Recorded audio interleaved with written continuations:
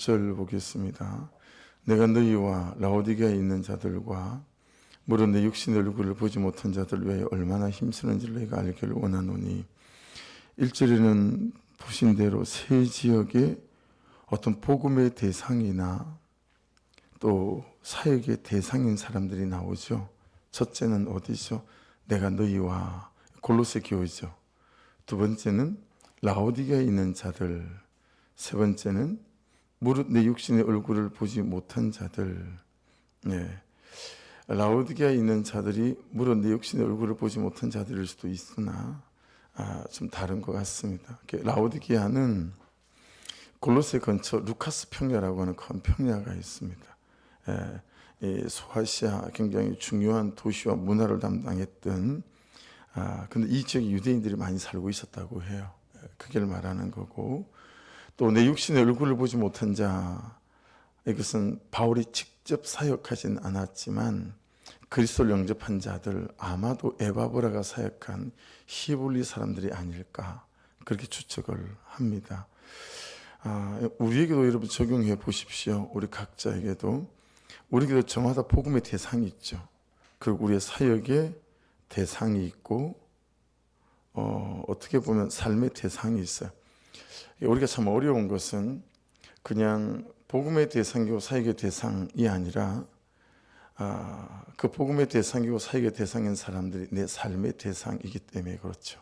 그와 함께 살아야 하고 같은 공간, 같은 시간 속에 서 있어야 되어지는 거죠.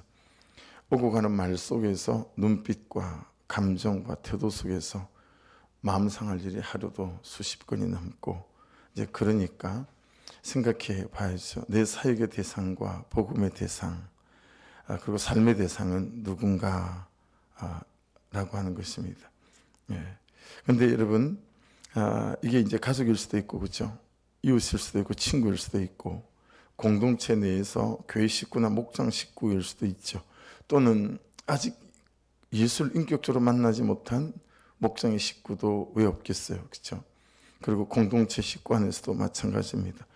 여전히 자기 죄를 보지 못하고 자기 죄를 인정하지 않는 그래서 삶의 매듭을 하나도 실타래를 풀어가고 있지 못한 그런 사람이 있을 수도 있죠. 다 우리의 사역의 대상, 또 삶의 대상, 또 복음의 대상이라고 할 수 있어요. 자, 그런데 이 사람들을 바울 사도가 어떻게 대하는가라는 거예요. 보십시오. 어떻게 힘쓰는 것을 너희가 알기를 원하니 얼마나 힘쓰는지를 너희가 알기를 원하니 개역 한글판에는 어떻게 태도나 행동이 좀 더 주안점이 맞춰져 있고요. 여기는 얼마나 이렇게 단어를 번역을 했어요. 얼마나라고 하니까 여러분 어떻게 행동하고는 또 다른 또 표현 아니겠어요, 그렇죠? 근데 여기서 이제 핵심은 뭐냐면 힘쓴다라고 하는 것입니다. 힘쓴다, 힘쓰는 것을 아고나라고 하는 단어인데요. 이런 뜻이에요. 전쟁이 벌어졌어요. 전쟁터에 여러분과 제가 나가는데 갑옷을 입었어요. 흉표를 붙였어요. 심장과 가슴을 보호하기 위해서 머리를 보호하기 위해서 투구를 썼어요. 그리고 방패를 들고 왼손에는 오른손에는 창을 들었어요. 또는 칼을 들었어요. 이게 힘쓴다라고 하는 아고나다는 단어의 뜻이에요. 그리고 이제 전쟁터에서 전투를 벌이는 거예요. 이게 힘쓴다라는 그 당시의 전쟁 용어입니다. 바울 사도가 이 세 대상과 지역을 말하면서 내가 힘쓴다. 근데 이게 전쟁터에서 내가 전쟁을 이렇게 치르고 있다. 그렇게 표현한 거다라고 하는 거죠. 그러니 여러분 지금 붙어 있으니 내 목숨이지 찰나의 순간 어디서 날아올지 알지도 못하는 화살에 내가 목이 꿰뚫려 심장이 박혀 죽을 수도 있고 그렇죠? 갑옷 입고 투구를 썼지만 언제 창에 칼에 찔려서 죽을지 모르는 그게 전쟁터 아니겠어요? 그러니까 여러분 이런 표현인 거죠. 나 이 로마의 감옥에 있지만 목숨 걸고 기도한다. 내가 여러분들을 보지 못했지만 그리스도의 삶이 일반이니 이 시대에 그리스도를 믿고 사는 것이 얼마나 어려운 일이니 내가 다 알기에 나 목숨 내놓고 목숨 걸고 전쟁터에서 언제 날아올지 모르는 화살 있는 것처럼 그렇게 내가 지금 중보하고 기도하고 있다. 이렇게 말하는 것일 수도 있고, 그리고 목숨 내걸고 목숨 내놓고 살아가는 삶이 복음을 전하는 삶이고 예수 그리스도를 믿는 삶이다 라고 하는 거예요. 그러니까 여러분, 신앙생활을 옵션이나 또는 내 취미생활 정도로, 그리고 그냥 내가 내 삶을 좀 더 격조 있게, 내가 내 삶을 좀 더 풍성하게 만들기 위한 내가 하는 몇 가지 중에 하나 정도로 생각하는 그리스도인들이 부지기수 아니겠습니까? 그러니까 여러분, 이 새벽에 혹시 오늘 엘리베이터를 타고 내려오면서 그런 생각하실 수도 있겠죠. 너무 힘들다 진짜. 꼭 이렇게 살아야 되고 이렇게 믿어야 되나? 여러분, 그런 생각하실 때 있지 않아요? 예. 그러니까 천근만근이니까 몸이 일주일 중에 하루는 좀 쉬고 싶다, 그 생각이 저도 들지요. 오늘 아침도 몸이 천근만근인 것 같아요. 그러니까 여러분, 참 그런 생각 들을 수 있잖아요. 꼭 이렇게까지 사역해야 되나? 다들 쉽게 편하게. 우리 감찰의 내 성결교회인데 새벽 예배 안 하는 교회 있습니다. 할렐루야. 그러게 옮기고 싶어요. 그런 생각 들지 않아요? 예, 김동호 목사님이었던가, 아들이 난 아빠 이 다음에 목회하면 꼭 새벽기도 없는 목회 할 거야. 그러니까 김동호 목사님이 나도 네 교회로 옮기고 싶다야. 그렇게 말씀했다고 하잖아요. 여러분, 뭐 하려고 이리 예수를 믿습니까? 참 안 됐습니다. 보기에 딱합니다. 그런데 여러분, 지금 말씀이 뭐라고 말씀하시는 거죠? 목숨 걸고 목숨 내놓고 하는 이 삶이 그리스도의 삶이 맞다라는 거예요. 그렇죠? 이렇게라도 위로를 받으십시다. 여러분, 심지어 이 대상은 전부 바울 사도가 보지도 못한 사람들이에요. 그렇죠? 그러니 바울 사도의 감옥에서의 중보기도, 목숨 내걸고 하는 중보기도, 너무 제가 밥값을 못하는구나 새벽에 생각했어요. 너무 밥값을 못하는구나. 그래서 제가 어제는 가만가만을, 오늘 가만가만 얘기 안 했네요. 가만가만을 어젯밤에 9시쯤 올렸어요. 8시 기도하다가 끝때쯤 돼서 올렸어요. 그리고 이제 적용점이 뭐였냐면, 내일 하루 온종일 전심으로 좀 영혼을 돌아보고 중보하고 또 사역을 준비하는 시간으로 보내겠습니다. 그렇게 제가 가만간을 올렸거든요. 그러니까 이제 오늘을 제가 그렇게 살겠죠. 예. 그러니까 여러분, 바울 사도의 감옥에서의 중보기도는 목숨 걸고 하는 중보기도였다라고 하는 거. 내가 이 기도를 통해서 그가 살 수도 있고 죽을 수도 있다. 이해되시죠? 그가 목숨 걸고 기도하는 이유는 다른 게 아니에요. 오늘의 내 이 한 자락의 기도로 그가 살 수도 있고 그가 죽을 수도 있다. 여기에 제가 책망이 되는 거죠. 제 스스로에게. 내가 성도들을 향한, 교회를 향한 이 중보가 목숨 걸고 하는 중보인가? 내가 요즘 그만한 시간을 가지나? 라는 측면에 있어서. 그래서 요즘 남자분들도요, 차에서 딱 내리면 깜짝 놀랄 때가 있어요. 왜냐하면 남자도 메이크업을 하는 사람이 꽤 있어요. 근데 메이크업은 안 해도 선크림은 다 바르고 다니는 것 같아요. 운전을 하고 다니면서. 그래서 딱 내렸는데 얼굴 쳐다보면서 뭐 이렇게 험칫 놀래는, 얼굴이 허해가지고 나오니까 그게 이제 사회적으로 이렇게 통용이 되나 봐요. 여러분, 집을 나서면서 아이고 선크림을 안 발랐네, 이 정도가 아니었다라고 하는 거예요. 내가 기도 안 했네. 우리는 이렇게 지나가잖아요. 근데 바울 사도의 중보는 그게 아니었다는 거예요. 나의 오늘 이 기도를 통해서 그가 살 수도 있고 죽을 수도 있다라고 하는, 목숨 걸고 목숨 내놓고 하는 이런 거다라고 하는 거죠. 그 얘기는 바울 사도는 그 지역의 세 사역의 대상들을 바라보는 중심이 정말 그들이 죽느냐 사느냐 이 중심이었다라고 하는 걸 깨달을 수 있습니다. 그러면서 여러분 2절 위에 저는 이렇게 소제목을 달았어요. 중보기도의 내용 또는 목적 이렇게 달았거든요. 보세요. 2절. 이는 왜 그렇게 목숨 내걸고 목숨 내놓고 그들이 죽을 수도 있다 살 수도 있다 이렇게 기도했냐면 그들로 마음의 위안을 받고, 두 번째 사랑 안에서 연합하고, 세 번째 확실한 이해의 모든 풍성함이 있길 원했고, 네 번째 하나님의 비밀은 그리스도를 깨닫게 하려면, 이게 핵심이죠. 하나님의 비밀은 그리스도를 깨닫게 하려면. 여러분 첫째 날 말씀드린 거 기억하세요? 이들이 에바브라를 통해서 복음을 듣고 잘 따라오는데 문제는 자꾸 딴짓을 하는 거예요. 자꾸 딴 곳에 관심을 가지는 거예요. 왜요? 풍성하지 않은 거예요. 만족스럽지 않은 거예요. 이게 어딘가 2% 부족한 것 같은 거예요. 그래서 자꾸 다른 것으로 나를 더 채우려고 하는 시도들이 있었어요. 그게 뭐예요? 천사 숭배하는 거예요. 복음을 말씀을 말씀 그대로 받지 않고 이 골로새 교회 안에 천사 숭배론이 굉장히 팽배해 있었어요. 여러분 자꾸 뭘 보태는 거예요. 자꾸. 예. 여러분 복음을 제대로 만나잖아요. 그러면 더하기가 안 됩니다. 빼기가 됩니다. 자꾸 내가 하던 일에서 뭘 빼요. 빼고 오히려 그리스도께 내 생각과 삶이 집중되어져요. 이게 그리스도인의 정상적인 삶이에요. 더하기 아니라 빼기다. 근데 우리는 왜 자꾸 더하려고 하냐면 기본적인 이제 밑에 나와요. 밑에 나오는데 기본적으로 우리는 어디 위에 집을 짓냐면 신앙을 기복이라는 땅 위에 집을 짓기 때문에 그래요.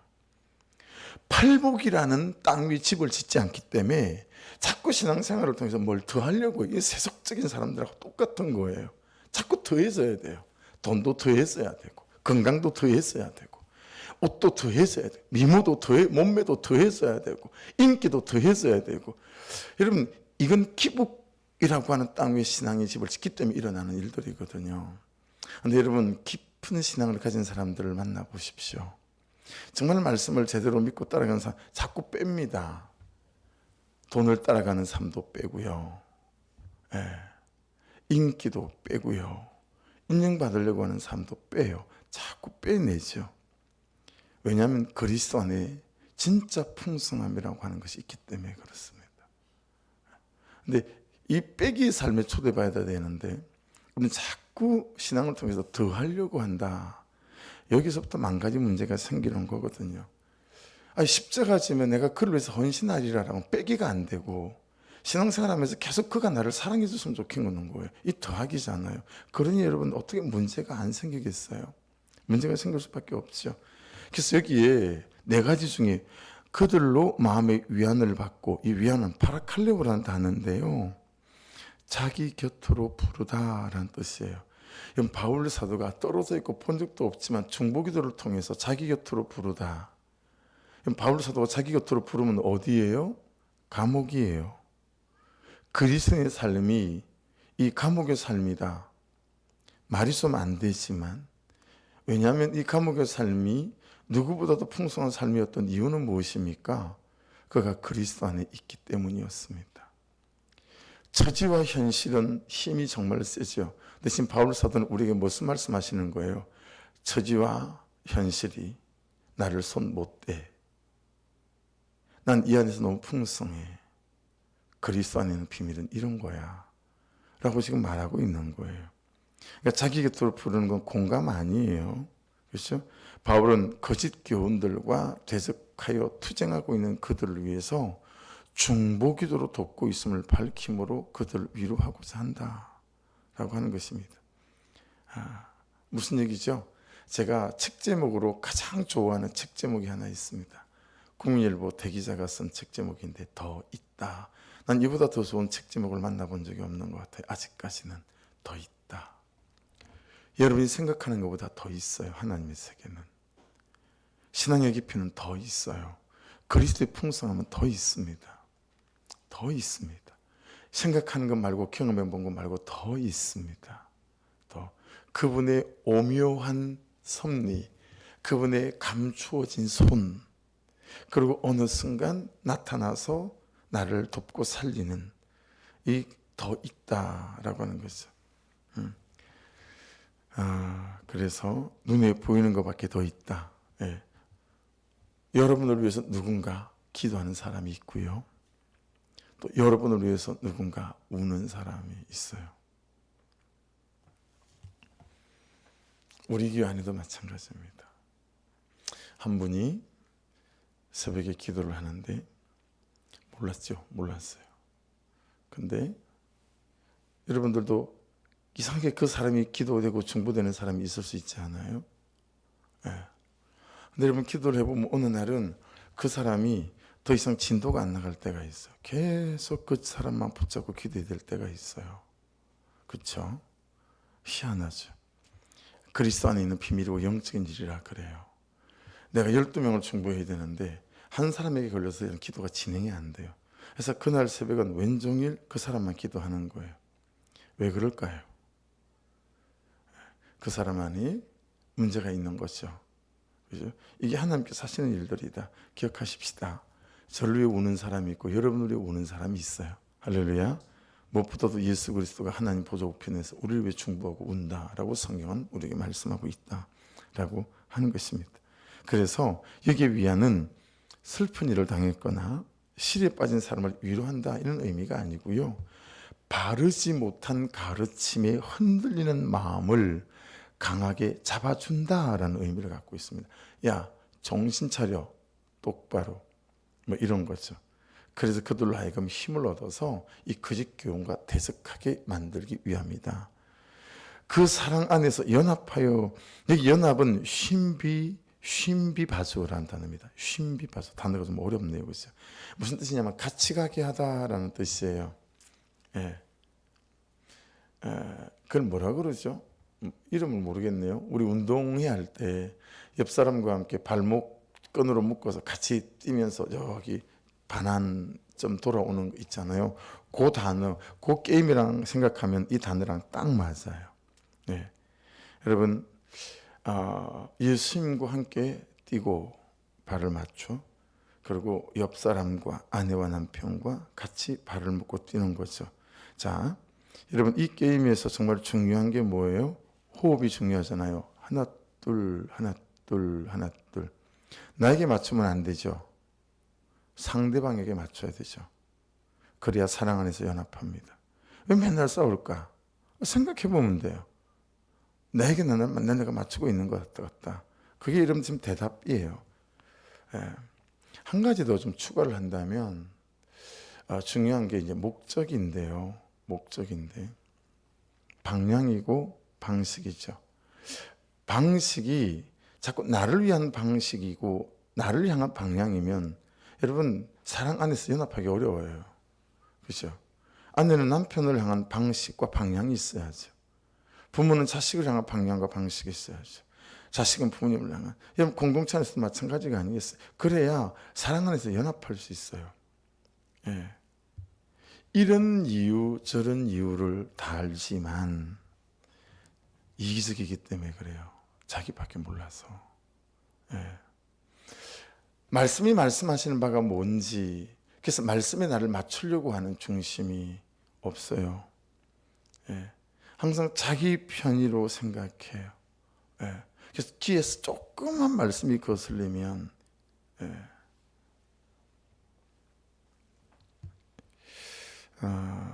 해서 이렇게 말씀합니다. 우리의 방향은 우리의 목적은 그리스도여야 하고 방향도 그리스도여야 하는데 확실한 이해의 풍성함과 하나님의 비밀인 그리스도를 깨닫게 하려 함이라. 자, 깨닫게 한다. 동그라미를 좀 쳐놓으시고요. 오늘 본문의 나름 제일 핵심인 것 같아요. 예. 하나님의 비밀인 그리스도를 깨닫게 하려 합니다. 이 깨닫게 한다라고 하는 건 에피그노시스라는 단어입니다. 그건 한번 적어 놓으셔도 괜찮을 것 같아요. 에피그노시스. 좀 중요해서. 첫째 뜻은 뭐냐면 그리스도의 지식을 전하거나 배워서, 그러니까 말씀을 통해서라는 얘기죠. 그리스도를 깨닫게 하는 게. 근데 두 번째 의미도 있어요. 에피그노시스. 두 번째는 인식하다 합니다. 경험하는 것을 말합니다. 예. 확실한 이해의 모든 풍성함과 하나님의 비밀은 그리스도를 깨닫게 하려 함인데, 그 깨닫게 하는 게 뭐냐면 말씀을 전하고 말씀을 보고 말씀을 읽고 말씀을 묵상하고 그 다음에 이 말씀을 경험하는 건데, 여러분 말씀을 경험하려면 어떻게 해야 되죠? 적용해야죠. 그 다음엔요, 적용한 것을 순종해야죠. 여러분, 제가 여러 성도들을 보면서 깨닫는 바가 있어요. 적용은 하는데 순종은 안 하는구나. 여러분, 적용점을 잡는 이유는 순종하기 위해서잖아요. 순종해야 뭐예요? 경험하니까 하나님을 순간순간마다 인식하게 되어지는 거죠. 그런데 이 에피그노시스의 단어 하나가 따라붙는 단어가 있습니다. 뭐냐면 정확한 이란 뜻입니다. 정확한 지식, 정확한 적용, 정확한 순종. 오늘 제 큐티 제목은 하나님을 경험하는 3대장 이렇게 잡았어요. 하나님을 경험하는 3대장. 그게 3대장이 뭘까요? 첫째 대장은 정확한 지식이에요. 말씀이죠. 두 번째는요, 정확한 적용이에요. 세 번째 대장은 뭘까요? 정확한 순종이에요. 네. 주일 설교를 이렇게 본문을 묵상을 하면서 제게 크게 와닿는 단어가 하나 있었습니다. 그게 뭐냐면 모한이라는 단어였습니다. 말씀을 쭉 묵상하다가 전체 내용이 뭐지? 제목을 어떻게 잡아야 되지? 묵상하다가 모한이라는 단어가 쑥 수면 위에 떠오르는 거예요. 모한 성경 지식, 모한 하나님에 대한 이해, 모한 적용, 모한 순종. 모한을 국어사전에 찾아봤더니 분명하지 않고 허리토분하다 이렇게 적어놨더라고요. 분명하지 않고, 말씀이 분명하지 않고 허리토분해요. 깊이 있게 듣거나 읽거나 묵상하지 않는다는 얘기죠. 모한 적용, 분명하지 않고 허리토분해요. 모한 순종, 분명하지 않고 허리토분해요. 한 것도 아니고 아는 것도 아니고. 그 결론이 뭐예요? 하나님을 경험할 일이 없다라는 거예요. 말씀이 말씀하신 대로 적용하고 순종하지 않는다라는 거예요. 비슷하게 한 것도 아니고 아는 것도 아니고. 그래서 여러분, 여기 확실한 이해의 모든 풍성함과 하나님의 비밀인 그리스도를 깨닫게 하는데, 이건 정확한 지식, 첫 번째 대장. 두 번째 대장은 정확한 적용. 세 번째는 정확한 순종. 이것이 하나님을 경험하는 3대장이다 라고 하는 거죠. 그래서 여러분, 이 모하다가 끌고 다니는 단어가 하나 있더라고요. 국어 사전을 봤더니 모하다가 끌고 다니는 단어가 하나가 뭐냐면 애매하다라는 단어입니다. 비슷한 것 같으나 비슷하지는 않아요. 애매하다. 이런 거예요. 여러분 보세요. 내 입장에서 나는 항상 이렇게 생각하고 행동하는 거예요. 애매하게. 그러니까 하나님도 우리를 쳐다볼 때 애매하지 않겠어요? 이거 어떻게 해야 되나? 이렇게 해주기도 그렇고 저렇게 해주기도 그렇고. 예. 여러분, 사실 그 이유가 뭘까요? 왜 그 사람이 나한테 애매하게 대할까요? 저 사람이 나를 인정하는 것 같기도 하고 인정하는 것 같지 않기도 하고, 저 사람이 나를 사랑하는 것 같기도 하고 사랑하지 않는 것 같기도 하고. 왜 애매하게 대할까요? 내가 뭐 하기 때문에 그래요.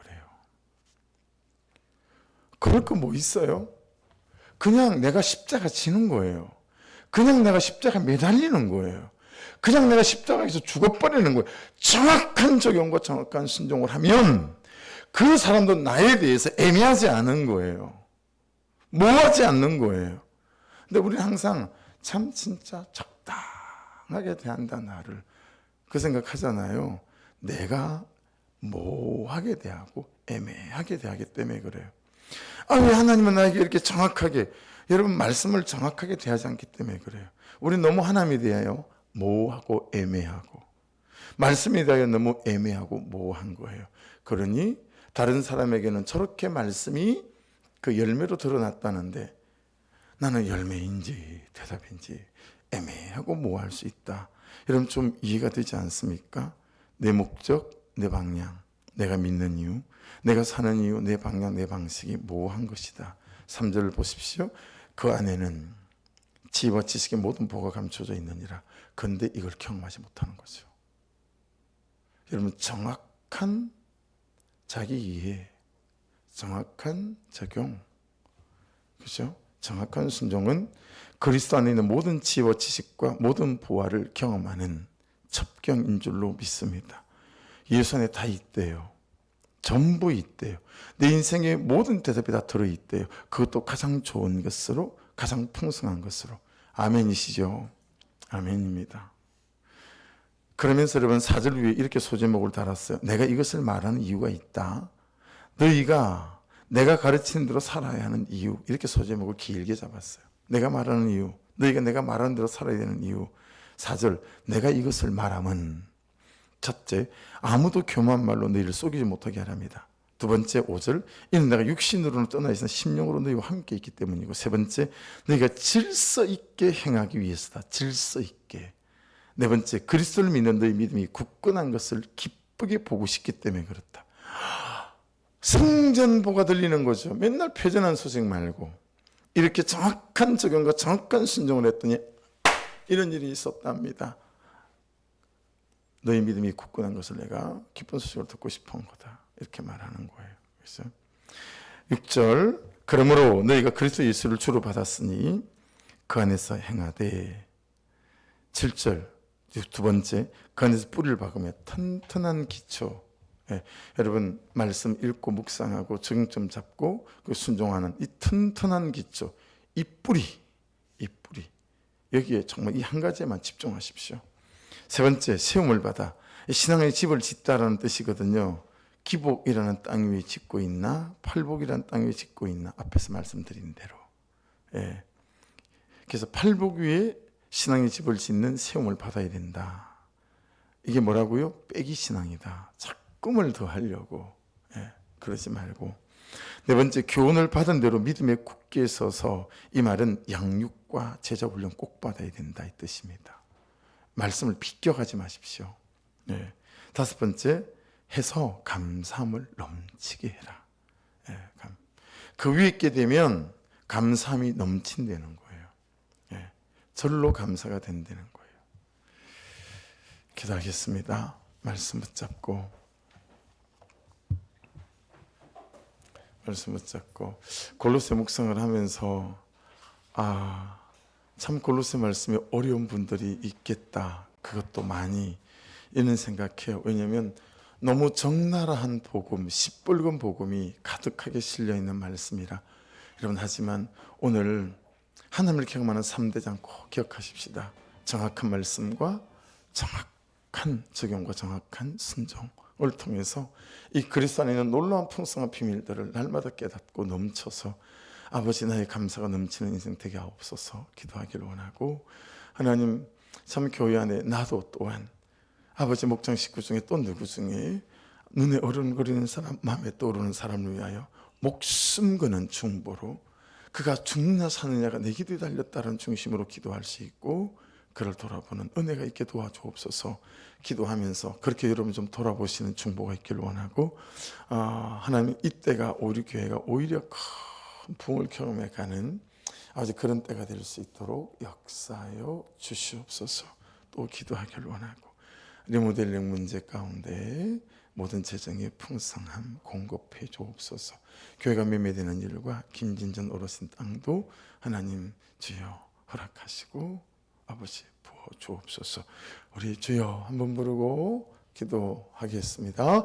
주여!